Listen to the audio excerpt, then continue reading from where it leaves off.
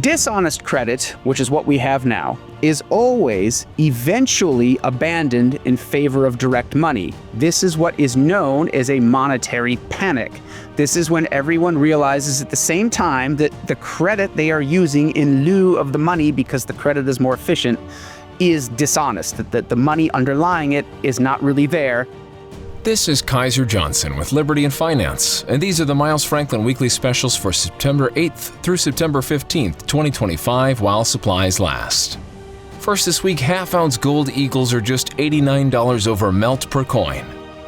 Next, assorted 1-ounce silver rounds are $1.59 over spot per ounce. To order our specials or any of the many other options we have available, call us at 1-888-81-LIBERTY. That's 1-888-815-4237. We're available after hours and on weekends, and we look forward to speaking with you. Welcome back to Liberty and Finance. We're always delighted and excited to have this returning guest that's been very popular with our audience. Phil Lowe is the founder of the Bitter Draught at the Bitter Draught on Rumble. He joins us here on Liberty and Finance. Phil, thank you for joining us this Wednesday, September 10th, 2025. My pleasure to be back again, Dunnigan. Your approximately monthly visits here usually evolve around explicating some interesting topics that are fairly fundamental to our being able to survive and thrive in challenging financial times that we are passing through now and that likely lie ahead. And we often tackle 2 or 3 major questions with you at each of those. We'd like to do that again today, kicking it off with, well, let me first just tell people what's coming and then we'll do it. First of all is why trust, not technology, determines silver's role as money and how silver could stay fully monetized forever.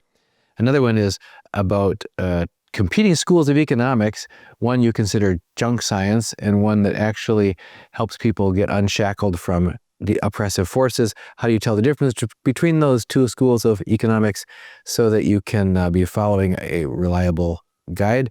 Also, the third one, how gold and silver mining mutual funds may serve as a possible solution to the Great Taking event. If people haven't heard about the Great Taking, they're certainly going to hear about it today, and how mutual funds may provide some relief. We'll talk to you about that in a moment. But first, let's talk about why trust, not technology, determines silver's role as money, and in your view, how silver could stay fully monetized forever. Yes. So when I am speaking to people in my daily life, I don't just talk to the viewers on the show, on my channel, or the people I'm addressing right now on yours. I will often go out and try and talk to people in the real world and suggest, hey, maybe you should think about getting some silver, because silver has been money in the past and probably will be money again in the future. And when you talk to a normal person, just a total normie who's just living their life, even, they might be complaining about inflation, but they're not thinking beyond that. They usually get a bit of derisive laughter, like, are we just going to be returned to carrying leather coin purses like we used to in the Middle Ages? Is that what your plan is for us? We're going to go back to horse and donkey, riding horses and donkeys and plowing by hand and carrying a coin purse. And so first off, we do have these things called pockets now. I do want to say we don't have to go back to a coin purse. But I've been approached by the coin purse idea multiple times. There are people challenging me by saying a coin purse multiple times. So I do want to clarify, I do believe in pockets. But second, there's a wide misconception among people, and it's because we have been moving farther and farther and farther away from the monetary source onto further and further credit derivatives, that somehow technology has replaced physical money in trade as money rather than as credit for money. So we've somehow, and the second topic is how the academics are absolutely making this worse. But we have, including with the academics saying, oh, we've evolved beyond gold as money, we don't need to use it anymore. And technology sort of forgetting, I don't even need to bring my wallet with me anymore. Like we talked about before with the biometric scanners, you can just wave your hand at the sensor, which, if you were to bring someone from the Middle Ages and you would take him to Whole Foods and you wave your hand at the thing, he would say, this man is a great magician. He just waved his hand at the merchant and the merchant gave him whatever he wanted, right? Oh, come on, we've got to plug Star Trek 4, The Journey Home, where Captain Kirk and Spock are getting onto a city bus, and Spock gets into a little altercation with the driver, and he turns to Kirk and he says, "What does it mean, exact change?" And then there's a comment, "Oh, come on, you can't say that you're from the 23rd century. They don't use money where you come from." And Kirk says, "Well, they don't." So go ahead. Yeah, we've evolved beyond it. Yeah, maybe in Star Trek, but until we get there, so let's deep dive into what's going on so we can understand what's happening. Like, why is there this misconception that technology has somehow replaced money rather than assisting in credit? So honest free trade, this is what I'm not talking about, the monetary system we're on right now is making basically all trades dishonest. But if you think philosophically, honest free trade, where both sides are honest about what they are trying to trade with each other, it is definitionally mutually beneficial. And even small children understand this, right? When children are trading Pokemon cards, if I trade you my Pokemon card and you trade me yours, then definitionally you valued my Pokemon card more than you valued the card you were giving me. And likewise, I valued the card you're giving me more than the card I gave you. So we are both better off the trade having been made, the trade having happened. That's true for everything. When you go to the store and you trade money, you trade dollars. I'm not going to use money. I'm not going to use the word money when I mean dollars, which are credit derivative of money. But when you trade dollars for food, right, you value the food more than the dollars you're giving up, and the store wanted the dollars because they have their own expenses that they require dollars for. This is definitionally true. This is a foundation of Austrian school economics. So honest money facilitates free trade. Now, dishonest money, which is when you debase the currency physically, like you have, you mix in you mix in copper with the silver and try and pass it off as a full silver ounce. That's dishonest money. But honest money, as long as the money is honest, facilitates free trade because we don't have to barter directly, right? We can use money to trade. This is once again, this is very basic economics, been covered on your channel a million times before. Honest credit facilitates free trade even further than honest money.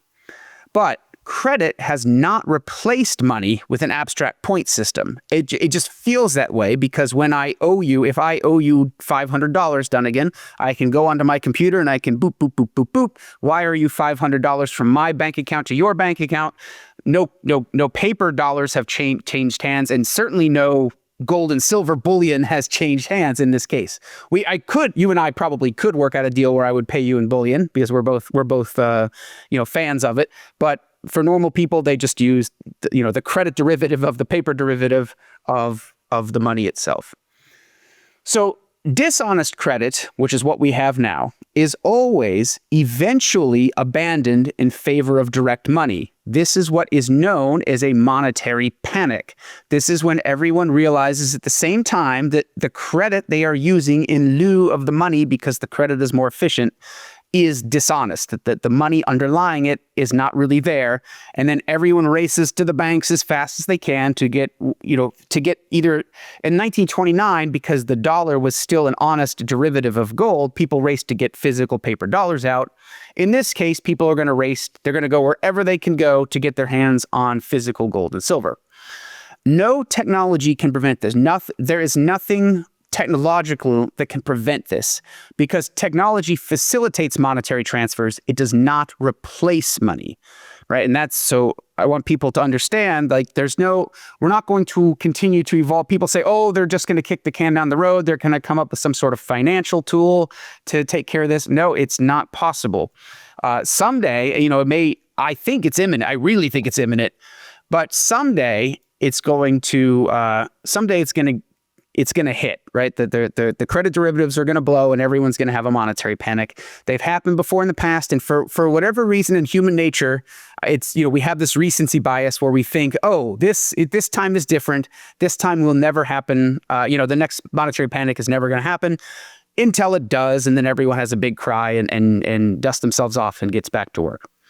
So trust in the credit system, not technology, determines how far people are willing to go on credit, right? If I ask you, "Hey, Dunnigan, can you spot me 500 ounces of gold, and I'll pay you back in a couple years?" You might say, "No, Phil, I don't know you that well." right? That's the trust in the credit. The technology had nothing to do with that. The fact that I'm talking to you over, over Skype or whatever, Riverside, had no effect. It facilitated me asking you, right? I was, this meeting allowed me to come ask you. I didn't have to go down to your house and knock on your door and ask you, but it did not. You not trusting that I would be able to pay you back is what determined if the credit could be generated or not, and whether the credit is real or not, or whether the credit is really backed by the money or not is based on trust. Once again, not based on technology. Now, technology can facilitate that trust, right? You can have, right these days, you can have a gold-backed cryptocurrency where everything's on blockchain and the ledger's public, so you see where the gold has been transferred into which wallets and things like that. But the physical gold cannot be it has to be sitting in the vault so it can be properly allocated between. So we still require having a vaulted gold. We can't move off into Bitcoin, or we're going to have a Ponzi scheme that's going to collapse into meaninglessness. So the question is, now that I'm having posited all that, many of you viewers are probably like, Phil, we've heard this a million times before. You don't have to go over this again. Some of you viewers are probably new and do need to hear this. So now that we've gone through all that, the question is, what does our world look like with technology we have now, but much less trust in credit? So after the credit collapses, what happens? We're sitting here, we're looking around, no one can generate any credit card. The credit cards are all gone, the banks are all going bust. What does this world look like, both in the immediate aftermath and far into the future? So I do want to classify, this is all futurism from this point. I'm speculating based on available evidence. So please take my analysis for what it's worth. Other people have much darker outcomes. I have a pretty positive outcome, but I'm going to explain my reasoning, and hopefully I can convince people that we are not definitively heading into some sort of, apocalypse of some kind. We absolutely can run advanced economies on mostly money with a little bit of credit. The notion that the world will collapse and billions are going to die is probably false, but the world is going to look very, very different on the other side. So let's talk about how money and the money holders will save civilization in the credit collapse, because I've said this before, each money holder, each stacker is a node of civilization. And you have another guest often on your show who I very much admire and watch every time. You have Bill Holter, and he goes through a scenario. He says credit's going to stop, and there's going to be mass chaos event, maybe mass casualty event, right? And so I'm going to go through the Bill Holter scenario. I'm going to try and apply his logic and Steelman his logic here. So the Bill Holter scenario is the world runs on credit. The credit goes bad. Banks will then collapse, and the currency is worthless. So something like a power company can't get paid, right? How are we supposed to get our money to the power company if our money is worthless? The credit we were using is worthless. So it doesn't matter that I can type this, send the credit company $400 quadrillion. That won't buy a stick of gum. So the power company cannot use that to generate, to buy coal to power and pay the employees to run the power plant. So if the power company can't buy coal and can't pay their workers, it can't provide electricity. And without electricity, everything requiring electricity shuts down. And then we're talking about abruptly returning to the 17th century, right? So let me counter this. Bill Holter's correct in that credit runs the world, but he's not entirely correct. Money and credit run the world. And this is Ludwig von Mises's, treatise as the theory of money and credit. So you can't just think about credit, you have to think about money and credit. So let's talk about the counter scenario, my rosy Pollyanna scenario of what's going to happen instead. So the banks are absolutely going to collapse. They don't have the credit they say they have, or they don't have the money they say they have. The currency is absolutely going to become worthless. The owner of the power company is going to see that he cannot extract any more wealth from the consumers because he has no ability to collect their wealth, and he's going to panic, and he's going to put his company on sale. He's going to say, I'm going to sell this company, and I'll sell it for whatever I can get for it. And the price in gold terms is going to drop and drop and drop and drop until somebody says, you know what? I think I can make that work for for 10 ounces of gold, I can make a power company. Sure, I'll buy a power company for 10 ounces of gold. Why not? Even if it doesn't work, I've stacked 100 ounces of gold, whatever.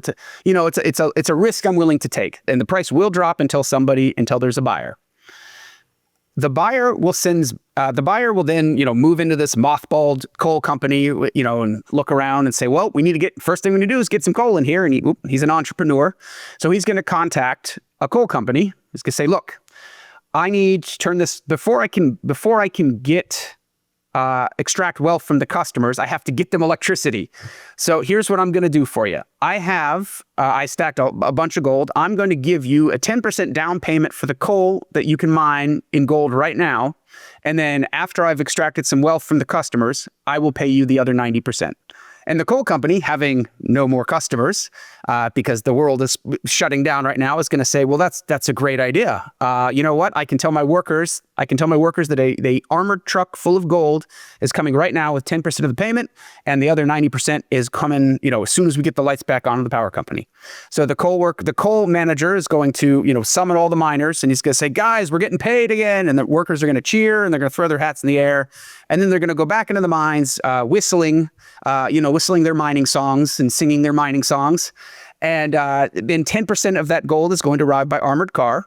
And they're going to be happy because they finally got paid after, days or weeks without proper work.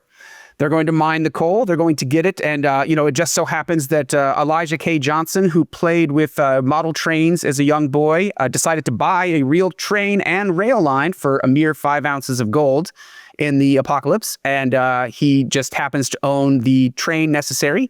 So the coal company is going to contact Elijah K. Johnson, and they're going to put the coal on the train, and the power company is going to once again give a slight deposit with a 10% deposit with a 90% payment later, and Elijah K. Johnson is going to get the coal to the power company, right? And you'll notice what just happened, Dunnigan. Credit was extended. That's right. Yes, credit was just reformed immediately, twice. It was informal credit. It didn't go through a bank. It just was an informal credit. You do this for me now, and I will pay you later. Now the electricity is back on. Now the owner of the power company can send out, armored cars to go knock on the door and say, you need to give me some silver, or I'm going to cut your power. I'm going to cut the power to your house off. Everyone's going to go scramble and find some silver. Maybe they got to sell things. Maybe they got to trade for it. Maybe they got to go work. That's how you get money, is by doing these things. So they're gonna figure it out. They're gonna get themselves some silver, and they're gonna give the armored car, and the power is going to stay on. The power is not going to go out. Likewise, companies are going to do the same thing. We're going to figure it out. The money is going to flow. Now, the money will replace the credit, and yes, it is not as efficient. It's more of a pain in the butt to have a guy coming by in an armored car than to just have me auto draft out my money, out my credit to the power company, so I never have to even think about it. Absolutely, it's less efficient. However, it's more honest, because right now I'm sending fake derivatives of credit to the power company, right? So it will be a more honest system, might be slightly less efficient compared to what we have right now. And once credit gets trusted again, we still have the software and we still have the hardware to do auto payments. So we can regenerate, if trusted, we can regenerate these auto drafts where we don't have to do this armored car knocking on our door demanding silver.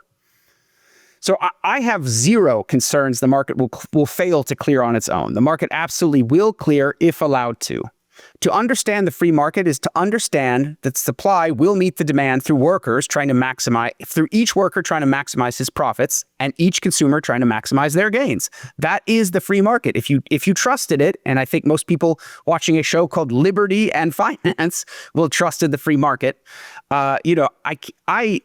People often come to me, they're like, Phil, explain, how is this supposed to happen? How am I supposed to get to the coal company if the power's out, right? How am I supposed to get there with the bag of gold?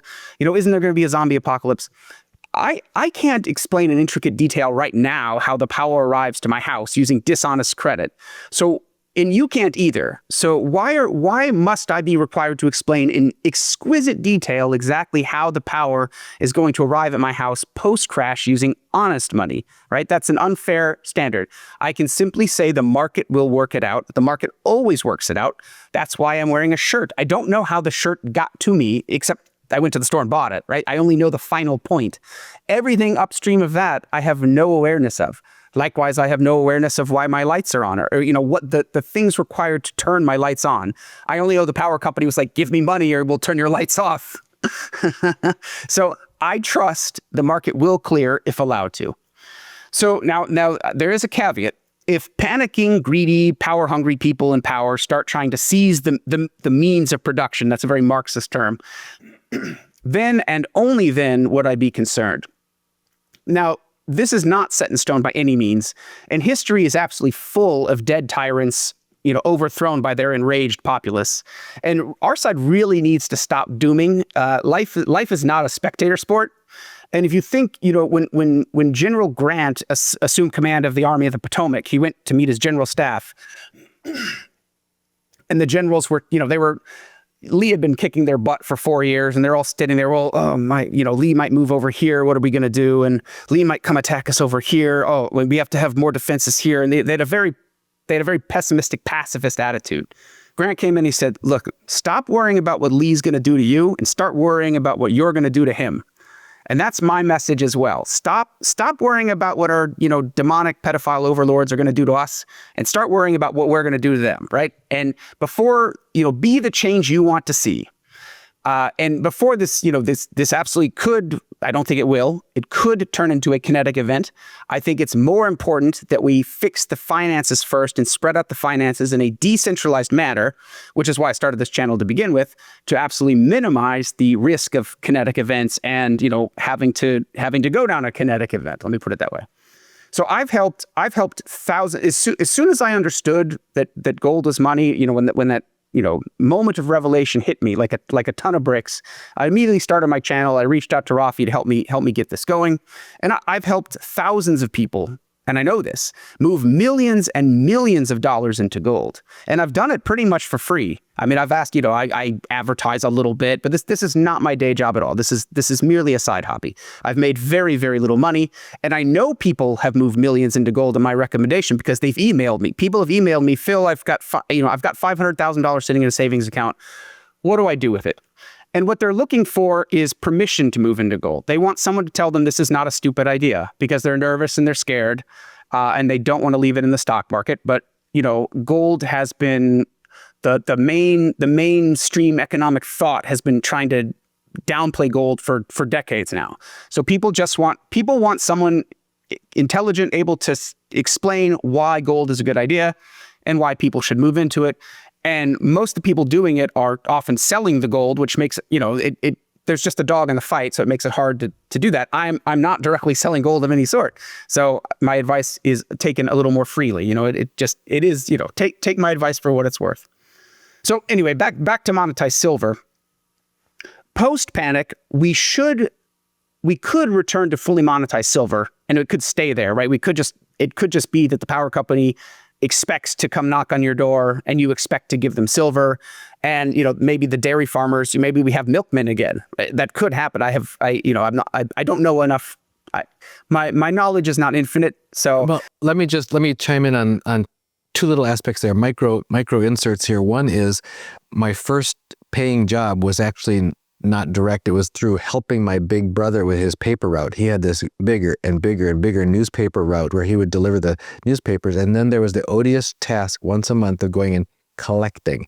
You had to go around and knock on all those doors where you'd been dropping the paper all month and now you need to actually put cash or check in my little pouch and I'll send it into the company. It was the duty of the delivery persons to do the collecting physically from all the customers. Second little micro point was the in our little 55 plus retirement community in a small town, we don't have access to anything like the number of big box stores and depth of variety of things that we normally have. So the Amazon truck and the Walmart.com truck and the Kroger.com truck are in our neighborhood multiple times per day.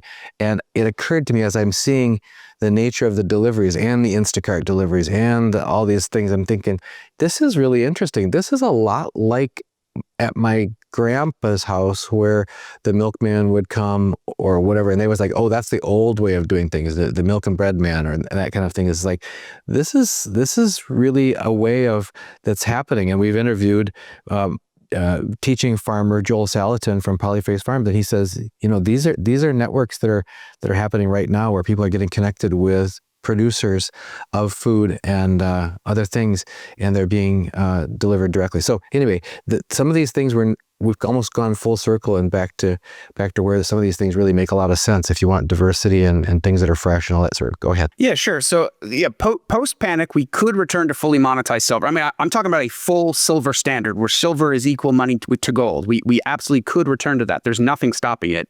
Or we could have partially monetized silver like what we had from 1873 to 1964, I should say, where the Federal Reserve note was a note for gold, but the change was silver, right? We could just go back that far. Or, and this is not assuming any fraud or deception or, the Federal Reserve staying alive and scamming us again. Or we could simply go back to using honest gold credits with silver dormant as money once again. It could be in a totally free market that that gold credits are so efficient that we don't need silver coinage anymore, right? That if the power company and the merchants will just take your credit, if they'll take the credit card that reforms that's an honest derivative of gold, people might say, you know what, I keeping a bunch of change in my pocket, it jingles around, it's annoying, it scratches my phone. I don't really want to carry all this change. I'd rather just use credits. That could happen. I don't know, but it could also be that people just don't. I think this crash is going to be really big, and I think our generation, your generation, my generation, maybe my children's generation is going to say we don't trust large amounts of credit. We want to deal with money. In the future, will people forget about the bad old days? Probably. I didn't grow up in the Great Depression, so I can't tell you what that was like. Well, I think let me interject one more thing there, and that's where Bill Holter, the voice of Bill Holter, I'll speak on his behalf here.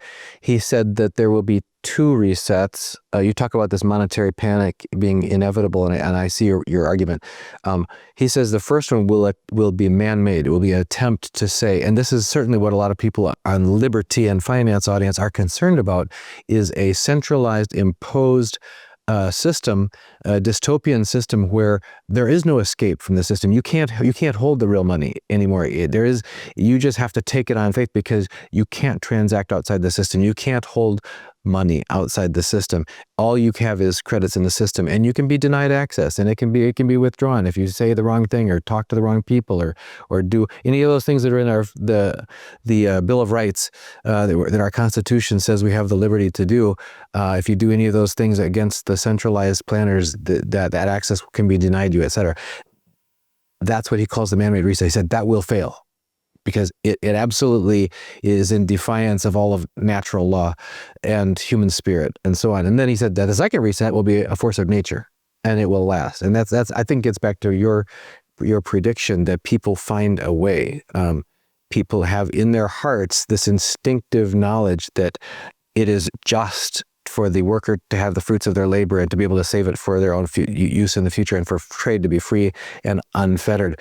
And so the human spirit will bridle against and eventually rise up against, or the weight of that other system will just crack and fail on its own because it will refuse adoption. So it could be a bumpy ride in between those two, because there can be an attempt, desperate governments can do desperate things, and there can be an attempt to use force to compel people to only do what they have to do inside the system. But I traveled to Eastern Germany not that long after it was separated from the Eastern Bloc, and it was pretty interesting to see the cash society that had grown up, where people wanted to transact with you outside the system and wanted to do it person to person, hand to hand, because they trusted that. Go ahead. Sure. I would just say if the first phase happens at all, it will be extremely brief, because you're right. He is right. It does violate all laws of nature, and therefore, it's like trying to fly. It's like you or me trying to jump off a roof and try to fly. It's not going to happen. So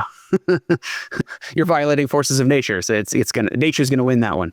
So the free market has never demonetized silver, and you can demonstrate. Just pull out a silver ounce, pull out a silver eagle, and look at it and say, would I trade something for that? And would I trade this for something else? If the answer is yes, then this is a money. That's what a money is. It's the thing you trade with. If you're willing to take this in payment for something, if someone says, I'll give you this shiny coin and you give me something that you're making, and I say, yes, that's a money. Likewise, if you have this and you say, you know what, I'd trade this if somebody offered me something, then it's still a money. This is a money. The free market never demonetized silver. It's impossible to do so. If people do not trust credit, and then no matter how advanced the technology is, to Bill Holter's point, no matter how advanced the technology is to deliver credit, and whether it's spying on you or not, or doing all these other nefarious things, people will still have to trade with money. They'll be able to, and in fact have to trade with actual money. So in the near future, like I said, I predict at least partially monetized silver, and I would think if there's both credit and money available, I think merchants might demand a significant premium to take credit over money. So you might go to the store and they'll say 50% off if you're paying with silver compared to credit, or the gas station, right? The gas station might say, half off if you're paying with silver.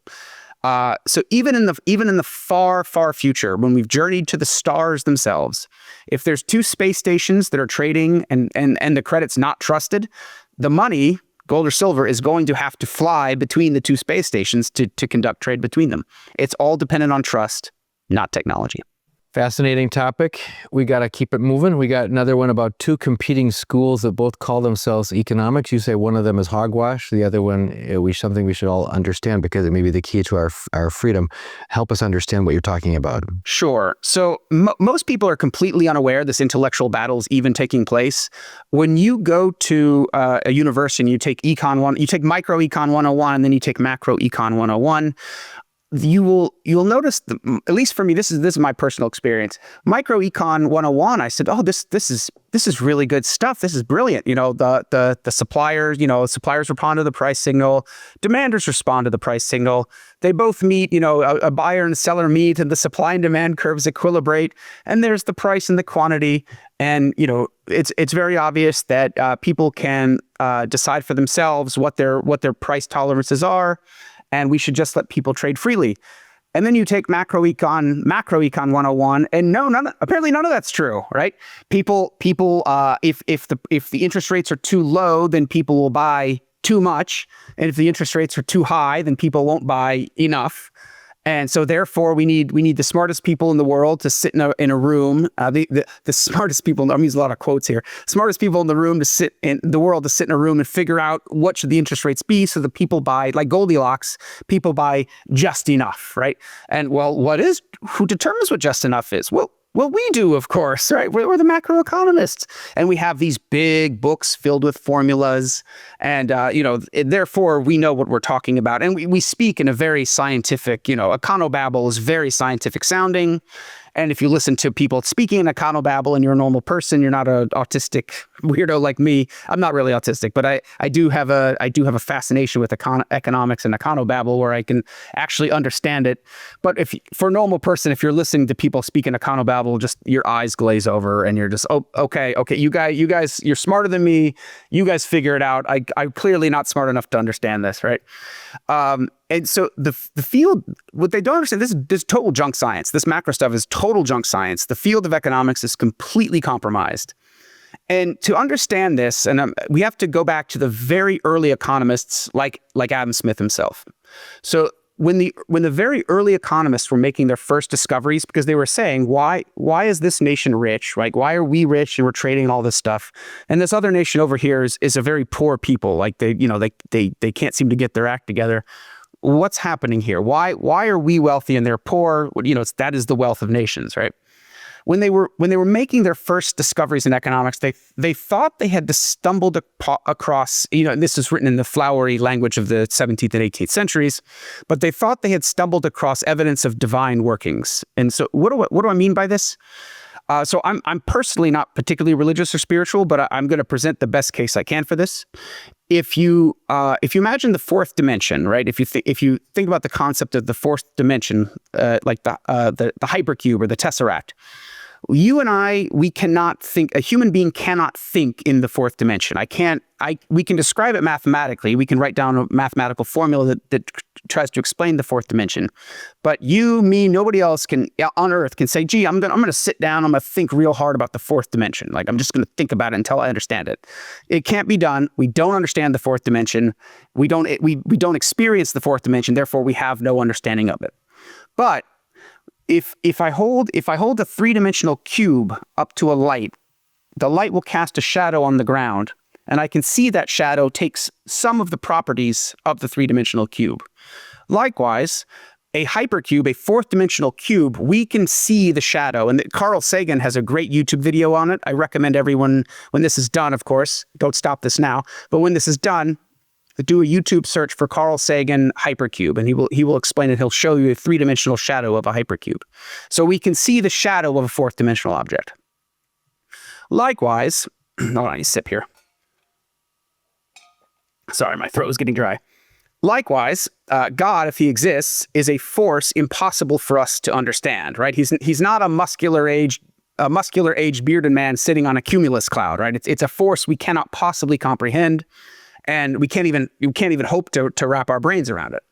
So, however, in the infinitely complex workings of the free market, each person waking up every day and peacefully and honestly pursuing his own interests through resourcefulness, prudence, ingenuity, and hard labor, makes the entire world around him a better place, not just himself. That is the brilliance of the free market.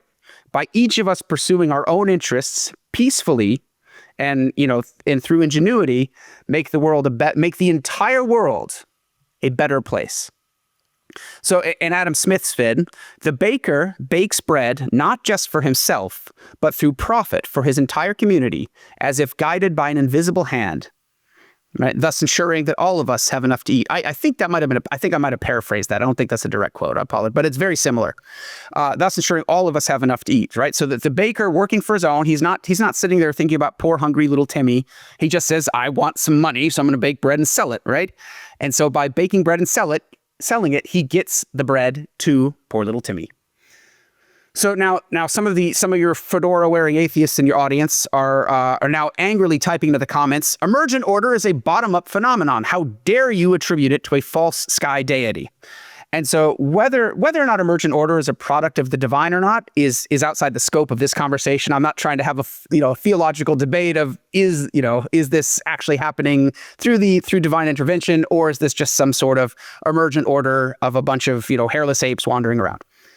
But my point is, it is wondrous enough to make people wonder aloud if it is evidence of the divine. People are wondering, people were in the Adam Smith and his cohorts were wondering, is this the shadow of the divine we're staring at right now? Is this evidence of the divine?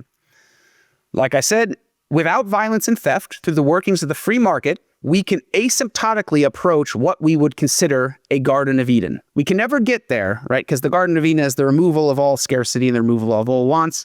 We're not going to get there on this side of heaven, but we can asymptotically approach it. And that's evidence. You can look at our world and look at the world of ancient Babylon and just say, which would you rather to live in, right? No one's going to pick ancient Babylon. Everyone's going to pick now because we are getting better. We are improving ourselves and we're improving the world and we're improving humanity all through the free market. So economists, the early economists simply studied this and they just marveled at the ability to create. The same way an entomologist would marvel at a spider building a complex web, right? But the entomologist does not say, that web is suboptimal. I'm going to help you, spider. I'm going to take this strand. I'm going to put it over here for you. I'm going to take this strand and put it over here for you. The entomologist doesn't do that. He just marvels at the web itself. He says, this is, how can this creature, creature with a very simple instruction set create these, amazing, structures, right? Excuse me.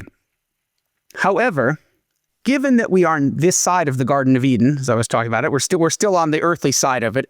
The free market, although it is the best solution, it is not perfect. People make mistakes all the time in the free market, right? A farmer will plant the wrong crops. He'll think this crop is going to sell next year, so I'm going to plant it. He labors through it. Turns out thousands of other farmers have the exact same idea. There's a giant glut of the crop, and he doesn't get very much money at all. In fact, maybe maybe his farm goes under because of this, right? These things happen. A little old lady takes out a loan she can't pay back. She goes to the bank and says, I want to get an investment property to carry me through my sunset years. She's been a loyal customer of the bank. The bank says, well, sounds like a possible solution. Gets it. Oh, turns out she broke her hip and she can't work on the property like she thought she could. She can't find the tenants. It's a bad loan, right? She defaults on it. Now the banker has to go to the depositors and say, I've lost your money, right? These things happen in a free market. That doesn't mean the free market's incorrect or that, it's suboptimal. It's just given the available information, the free market will tend towards the Garden of Eden. It will never get there. But during the Progressive Era, this is the late 1800s and early 1900s, around the same time as other junk sciences like phrenology emerged, and phrenology was a junk science that if you study someone's skull, you can determine their things like their IQ and their moral temperament, that sort of things, right? And these phrenologists had large textbooks, and they had phrenology speak. They would use complicated words, and they'd sound very academic and very important. And they had these big lots of equations, and they'd take very careful measurements of the head. But it was all junk science. It had no relation, but it took 20, 30 years before phrenology was finally tossed out as complete bunk. These other people in the Progressive Era started calling themselves economists. They like a leech, they took over the name and they just said, well, we're economists too. But they started teaching a very different science than before. This new style of economist, and John Maynard Keynes is the best known. His personal life, Keynes' personal life would fit very well with the CDC director, the fired CDC director, and other absolute weirdos of our own modern age. But somehow they tend to migrate into positions of power for some reason. But this new style of economist, of who Keynes is the best known, but by no means the only, championed conscious human interventions in the working of the free market. That's what these textbooks say. We need someone to sit on high as if they are divine and start intricately working the free market.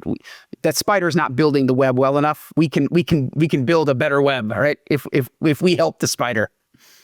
So their research is funded by inflation. The Federal Reserve prints the notes, and the notes wind their way into these academic institutions where these crackpots continue writing these elegant formulas explaining why gold is not money, why paper is money, and why we should just continue using paper and bank credits forever. They outnumber traditional economists, which are the traditional economists really have migrated into the Austrian school. So when I say I'm an Austrian school economist, it's to differentiate myself from the traditional economists, which outnumber us manyfold because there's no profit in being an Austrian economist. It's like you're just someone staring. It's like being an entomologist, right? You're just staring at a spider web. You're not interfering in it. So if you're just staring at the free market and saying, "What a wonder this is to behold," you're not really doing anything. So no one's going to pay you to be doing that. But because they are purveyors of junk science, the Keynesian economists outnumber traditional economists manyfold. But because this is junk science, none of them can agree with each other on anything, right? If you ask a Keynesian economist or a monetarist or any of these other mutations of Keynesianism, if you ask 10 different economists, you get 11 different answers. And I think the noise obfuscates people like us trying to warn everyone to return to honest money, right? So if I'm standing up and I say, guys, we should return to the gold standard and we should do it, we are going to return to the gold standard by force of nature. So you should get gold now for when we return to the gold standard. I stand up and then you have a million other YouTube videos all saying, no, you should buy long bonds. No, you should invest in the stock market. No, you should do this thing. No, you should do that. You should get into crypto. Get into crypto, what is it called? Cryptocurrency. Get into cryptocurrency, right? And I have a PhD in economics. I'm very important, and I say we should get into cryptocurrency. So the noise obfuscates it, and it's just the noise itself is enough to make it hard for any normal person to understand, which is why I'm here speaking in English as much as possible and not in econobabble, because I think if you can speak in English, you can be much more persuasive. So there is no other science where the scientist is actively meddling in the experiments 24/7, right? If you imagine Jane Goodall with going to the gorillas, right? And instead of measuring them, instead of just, observing them, she says, I think I can make this gorilla tribe better. So when two silverbacks square up to go against each other to determine who's the alpha, she pops out of the bushes and no more aggression, and she sprays them both with pepper spray.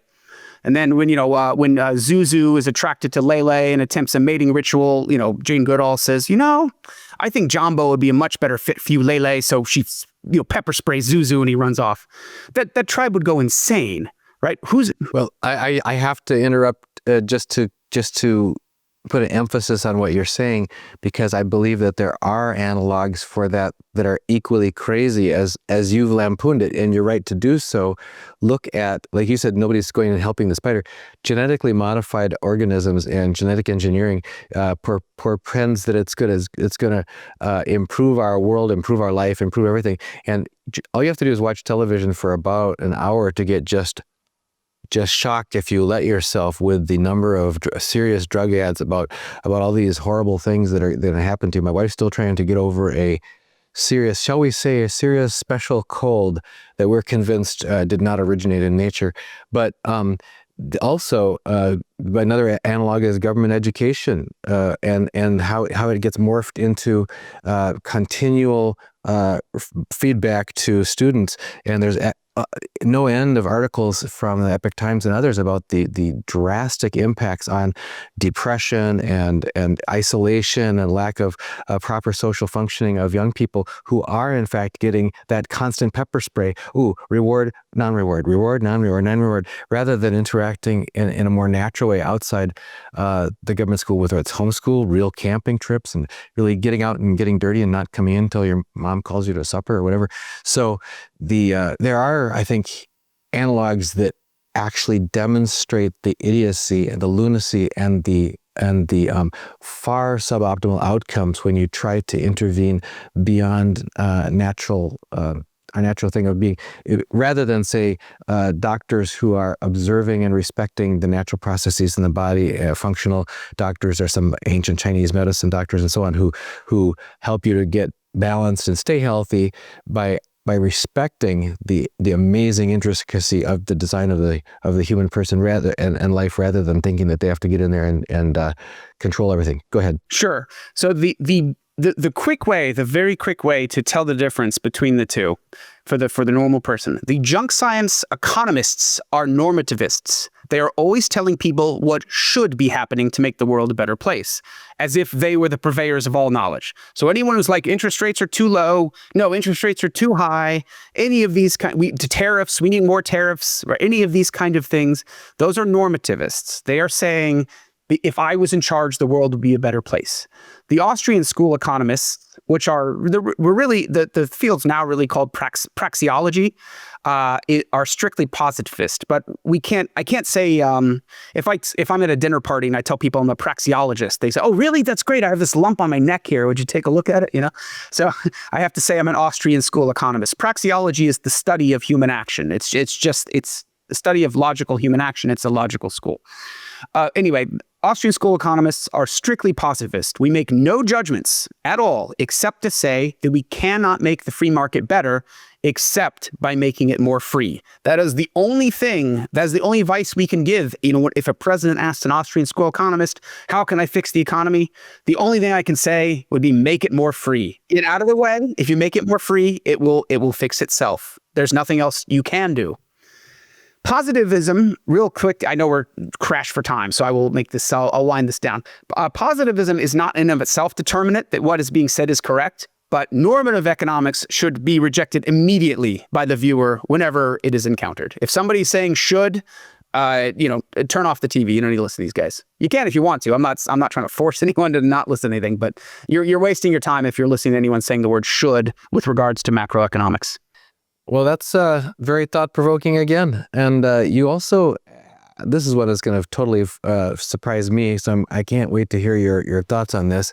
The book that just came out recently, The Great Taking, has explicated how it is that whether it's nothing in the bank belongs to you, really, legally, nothing in the brokerage account belongs to you, really, that anything in the modern financial system is all been carefully in your 401ks and your IRAs and so on, that the legal definitions underlying the true ownership of stocks, bonds, mutual funds, deposits, etc., have all been gradually changed over the last several decades to say that the powers that be can take everything and do it legally, and that you have almost no recourse. You say that maybe that there's a loophole that you can suggest that people want to consider whether it's going to improve their position of actually owning something by considering, for example, gold and silver mutual mining funds. Love to hear your thoughts on that. Absolutely. So I'm absolutely a believer in the great taking. The analysis I've conducted is that it's absolutely a real possibility. It's just that everyone is completely leveraged. So it would totally make sense that the brokers are leveraged too. So the Rafi did an analysis where silver could 75x stocks in the end game. I mean, you're talking about silver going 75 times against a generalized stock portfolio. And then precious metals miners, what they are essentially, is a vehicle to buy silver and gold for pennies on the dollar in exchange for a bit of added risk, right? There is always risk with miners that the gold and silver is not actually there, or that, someone's going to seize it before it gets into sale, whatever. So, but as a result, if you're buying silver for pennies on the dollar, and silver itself does a 75x, then you're talking about a successful junior miner could 30 times, 40 times, 50 times, 60 times, maybe more, over the silver jump. So this is theoretically like kind of returns where like $5,000 in today's money turns into $5 million. It's like buying Apple stock in the early 1970s. But like I said, in my view, the great taking is a very real possibility. The brokers are probably very highly leveraged, and I strongly recommend to the viewer, do not try to Robinhood your way through the end game. If you think you're going to sit on your phone and play with Robinhood through this, and you're going to somehow end up with your stocks in your account or paid out for them, you are not. You are sadly mistaken. And so even if you call even with bigger brokerages that are more how can I say, traditional brokerages, when you can call them and say, don't you dare leverage my stocks. Those are mine. I don't want them leveraged, and there is an option to do that. The leverage brokers are still going to shut down if the margins are called, because they didn't just leverage your stocks. They leveraged everyone who didn't call. So when they get margin called, they're just going to, the power's going to get cut off. You're going to go to the website. Oh, you're going to say, whoa, thank goodness I put my money into a non-leveraged fund or non-leveraged stocks. And you're going to log on the website, and the website's error 404. You're going to call them, and you're going to get doo-doo-doo. The number you have dialed has been disconnected. And so in this kind of situation, you're going to need to hire a lawyer. They're going to need to hire a forensic auditor. They're going to have to go in and find your it's like when Bernie Madoff collapsed, right? It's going to take you 10 years, and you're going to get 2% of your stuff, right? That's just the risk of going through any sort of brokerage like this. And there's other risks with the mines as well. Like I said, governments nationalizing the mines or seizing the output. So from what I described above, right, how can a normal person participate in this potential investment opportunity like this that someone like Rick Rule is championing when there are just so many sharks in the water, right? I mean, you see the apple on the other side, the golden apple, and you want to get there, but there's a pond full of sharks in front of you. How are you supposed to navigate through this? So the first option is to get physical shares, and your guest Bill Holter has covered this many times, and great advice if you want to do it. If you don't know, if you're a more normal person, a more normie, and you don't know what stocks to buy, you don't want to take physical possession, and you want a little more liquidity than physical shares, because physical shares, even in normal circumstances, physical shares take 3 weeks to both get and give out, right? Because you got to call the broker, you got to call the transfer agent, it has to physically be delivered to you. Normal situation, not in-game situation, normal situation is going to take 3 weeks each way.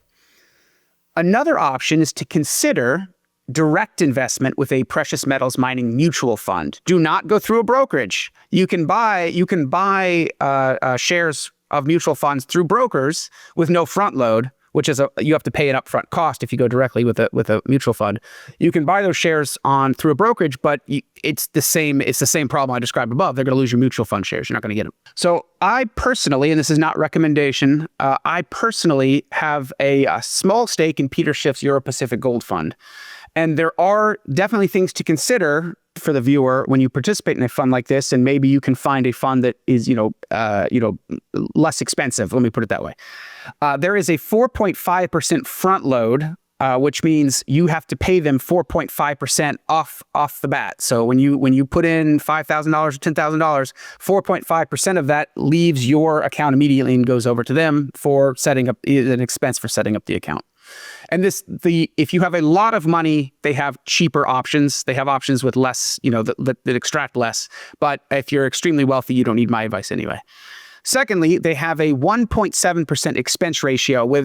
If you understand the laws of compound interest, that's extremely high for a mutual fund. My jaw hit the floor when I saw it, and I said, Adrian Day has a very high opinion of himself for charging this much.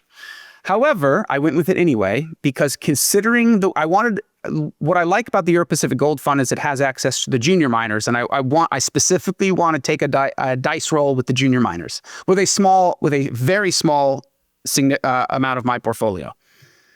I said I want to take a dice roll with it, and he's exposing me to it, and he's saying he's going to navigate the junior miners with his magical Adrian Day skills and Peter Schiff skills.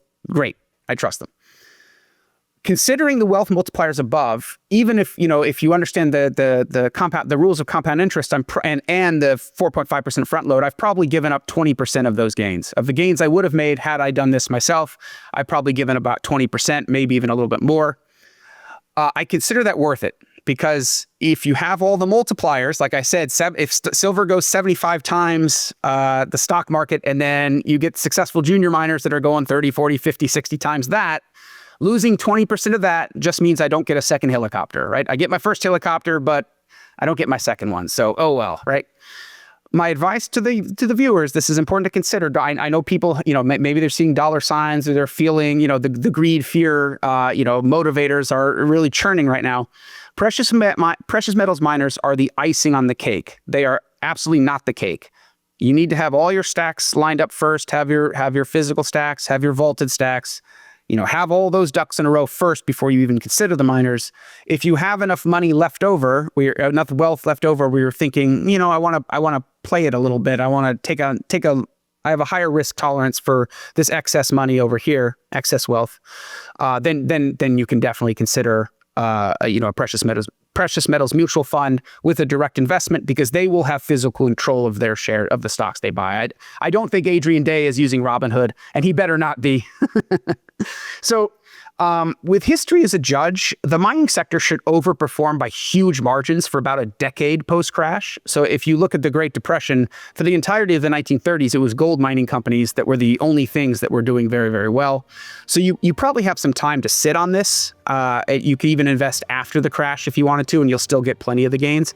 This is just something to think about for viewers if you are considering, if you're looking for something besides just gold and silver stacks, but you're worried about the great taking. I think this is a possible solution. Well, Phil, for people who want to listen to your production that you do on many, many topics, both for newbies and those who maybe aren't just newbies, where should they get connected with you? Sure. You can reach me directly at thebitterdraft@gmail.com. You can find my videos on YouTube at Rumble at The Bitter Draft, and you can find me on X, once again, at The Bitter Draft. And that's draft spelled DRAUGHT. Thank you so much for joining us, Phil. Always a pleasure to have you on Liberty and Finance. My pleasure, Donnie, and see you next time.